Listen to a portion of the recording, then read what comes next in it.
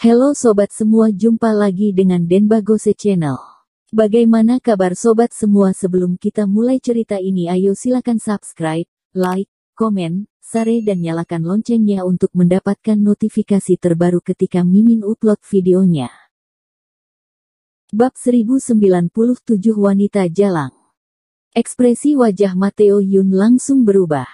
Layah, apa yang sedang kamu katakan? Kenapa keluarga kita tamat? Orang di balik telepon itu sangat marah. Dasar bajingan, apakah kamu menyinggung seseorang di luar? Perusahaan kita diakuisisi secara paksa. Mateo Yun terdiam sejenak, ekspresi wajahnya langsung menjadi sangat buruk. Ini ada apa ini? Ayah, aku tidak menyinggung tokoh besar. Omong kosong. Kalau bukan karena kamu menyinggung seseorang, apakah mungkin perusahaan keluarga kita diakuisisi secara paksa?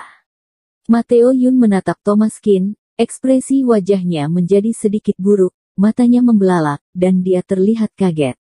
Apakah dialah orang yang dirinya singgung? Mateo Yun tidak menyangka orang yang dimaksud ayahnya adalah Thomas Kin. Selama 10 menit ini, satu-satunya orang yang dia singgung adalah Thomas Kin. Dan ketika Thomas Kin menelepon, dia mendengarnya dengan jelas. Tak disangka si Marga Kin ini memiliki pengaruh yang sangat hebat. Wajah Mateo Yun memucat, dia tidak menyangka satu kata dari pemuda di depannya yang harus berbaris untuk melihat pertunjukan bisa membuat perusahaan keluarga mereka diakuisisi secara paksa. Kalau perusahaannya diakuisisi, dia bukan Iyagi tuan muda kaya. Selain itu, banyak orang yang harus keluarga Yun hidupi. Mereka semua hidup bergantung pada taman hiburan ini, tetapi sekarang sudah tamat, benar-benar tamat. Mateo Yun menatap Thomas Kin, dia menekuk lututnya dan langsung berlutut di tanah. Tuan muda Kin, tidak, Tuan Kin. Tolong bermurah hatilah dan ampuni aku. Kejadian ini langsung membuat semua orang kaget. Mateo Yun yang sebelumnya masih sombong, kini langsung berlutut. Perubahan Mateo Yun ini sangat cepat. Meskipun sebelumnya dia sangat sombong, tapi sekarang dia juga mengakui kesalahannya dengan cepat. Melihat Tuan Muda Yun berlutut, Caroline Yang dan Celia Jin hampir putus asa. Tuan Muda Yun, apa yang kamu lakukan? Kenapa kamu begini? Kenapa kamu takut dengan pecundang ini? Ketika Mateo Yun mendengar ucapannya, pupil matanya langsung mengecil. Kamu benar-benar cari mati. Selesai berbicara, Mateo Yun berdiri lalu menamparkan wajah Caroline Yang.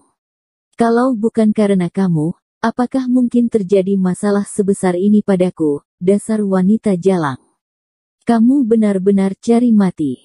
Caroline yang ditampar hingga bingung, di wajah putihnya muncul jejak 5 jari yang jelas, matanya kabur, dan dia hampir pingsan. Tuan muda Yun, kamu memukulku. Apa kamu masih mau tidur denganku? Caroline yang juga marah, sudah berjanji akan membantunya melampiaskan amarahnya, tapi sekarang malah seperti ini, dan membuatnya sangat malu. Tuan muda Yun mendengus dengan dingin, menidurimu. Aku sangat ingin memukulmu. Selesai berbicara, dia menamparnya Iyagi, tepat di sisi wajah Caroline yang satu lagi, Caroline yang langsung jatuh ke lantai, dan wajahnya membiru. Melihat semua ini, Celia Jin mundur beberapa langkah ke belakang. Dia tidak berani mengatakan apa-apa. Melihat orang-orang di depannya ini, Celia Jin bahkan ingin lari, karena takut akan melibatkan dirinya. Mengenai Caroline yang ditampar, itu tidak ada hubungannya dengannya. Saat ini hubungan persahabatan yang palsu ini terlihat sangat jelas. Setelah Tuan Muda Yun menamparnya 2 kali, dia kembali berlutut di hadapan Thomas Kin dan berkata, Tuan Muda Kin, semua salahku. Beri aku kesempatan sekali lagi, aku sudah menyadari kesalahanku. Aku berjanji akan berubah. Tolong beri aku satu kesempatan. Sikap Mateo Yun saat ini memang jauh lebih dewasa daripada sebelumnya, dia tidak terlihat seperti tuan muda kaya lagi. Melihat Thomas Kin acuh tak acuh, Tuan Muda Yun berlutut di depan Bianca dan bersujud. Nona Bianca, semua salahku, semua ini salahku, tolong beri aku satu kesempatan. Bianca sedikit tidak tega melihat kepala Mateo Yun berdarah karena dia terus bersujud. Kak Thomas, bagaimana kalau beri dia satu kesempatan lagi? Thomas Kin tersenyum, karena kamu sudah mengatakannya, aku akan memberikan satu kesempatan padanya. Setelah mendengar ucapannya, Mateo Yun langsung merasa sangat gembira. Terima kasih Tuan Muda Qin, dan Nona Bianca, aku pasti akan berubah dan tidak akan bersikap sombong lagi.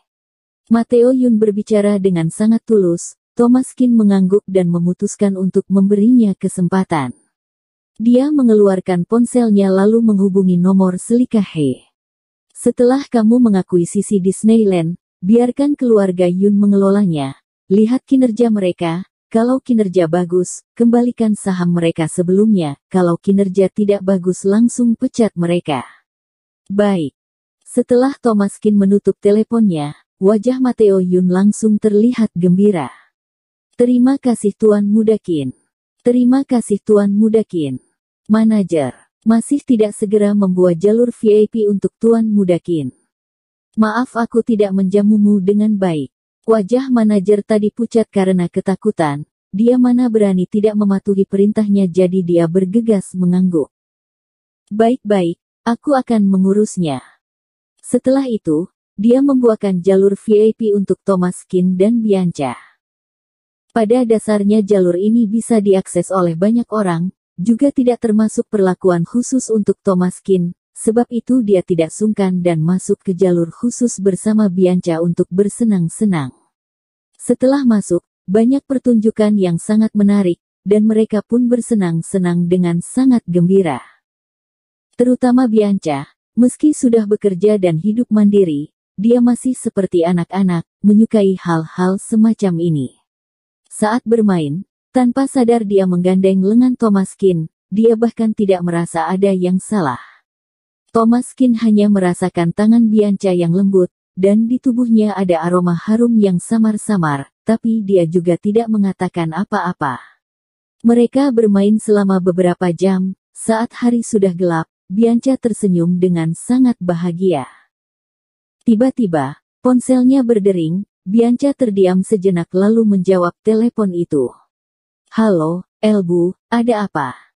Di balik telepon terdengar suara seorang wanita paruh baya.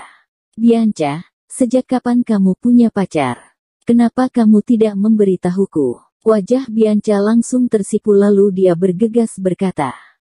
Bu, apa yang sedang kamu katakan? Aku mana punya pacar? Jangan bohong padaku, tetangga kita, Bibi Wang, melihat kalian. Dia juga mengirimkan foto kepadaku. Aku lihat pemuda itu lumayan. Cepat pulang, sekarang aku akan menyiapkan makan malam untuk kalian. El selesai berbicara, dia langsung menutup telepon. Bianca melirik ponselnya, pesan itu adalah pesan WeChat yang dikirim oleh ibunya, di dalamnya ada foto dirinya dan Thomas Qin.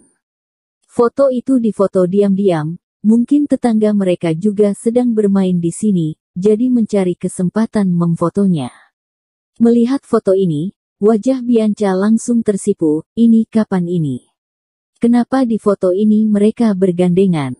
Hubungan Bianca dan Thomas Qin sama sekali tidak seperti itu, meskipun dalam hati dia sedikit menyukai Thomas Qin, tapi dia belum mengatakannya.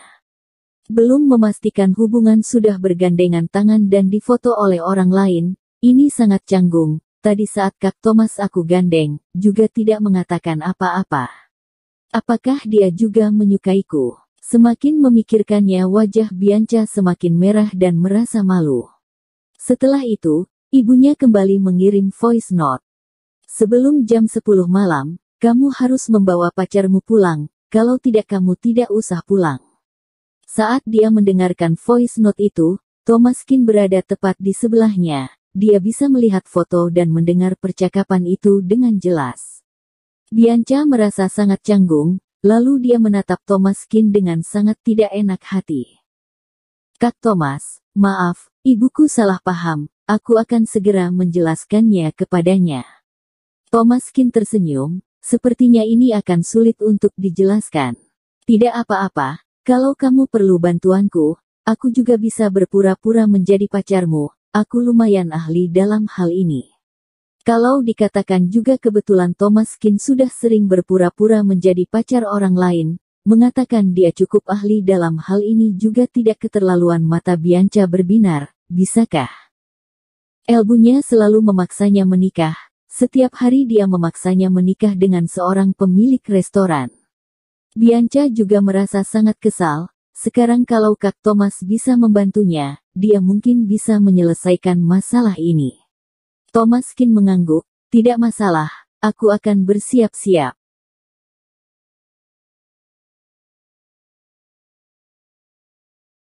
Bersambung. Terima kasih kepada kalian yang telah menonton video ini. Jangan lupa tekan tombol subscribe-nya dan nyalakan notifikasinya untuk mendapatkan video-video seru lainnya dari channel Denbagose.